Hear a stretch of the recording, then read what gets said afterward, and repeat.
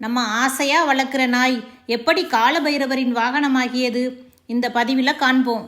நாம் ஒரு மடங்கு பாசம் காட்டினா 1000 மடங்கு அன்பை காட்டக்கூடியது நாய்கள். நாம் போடும் ஒரு பிடி உணவுக்கு நமக்காக தன்னோட உயிரையே தியாகம் செய்ய தயாராகும் ஜீவன்கள். அப்படிப்பட்ட இந்த நாய்கள் சிவபெருமானிடம் சென்று, மனிதர்களுக்கு மட்டும்தான் உங்களை உணர சக்தி உண்டா? எங்களை போல ஜீவராசிகளுக்கு உங்களை சரணடைய வழியே கிடையாதா என்று கேட்டது. உடனே சிவனும், நீ யாகம் நடக்கிற இடங்களுக்கெல்லாம் சென்று சிவ வேதங்களை கேள் என்று கூறினார். உடனே சரின்னு அந்த நாயும் எங்கெங்கெல்லாம் யாகம் நடக்குதோ அங்கெல்லாம் செல்கிறது. ஒரு முறை தட்சன் உலக ஜீவராசிகளுக்காக நடத்தும் யாகத்திற்கு சென்றது.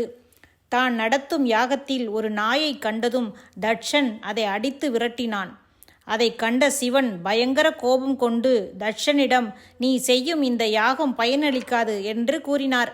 ஒரு நாயால் தன் யாகம் நின்றதால் கோபம் கொண்ட தட்சனுக்கும் சிவனுக்கும் ஒரு போரே உருவானது. இந்த நிகழ்வைத்தான் புராணத்தில் தன்னை நம்பிய ஒரு ஜீவனுக்காக யுத்தத்தையே நடத்தியவர் சிவபெருமான் என்று கூறியுள்ளார்கள். இதற்கு பிறகுதான் நாய் காலபைரவருக்கு வாகனமாக மாறியதாக சொல்லப்படுகிறது. ஓம் நமச்சிவாய.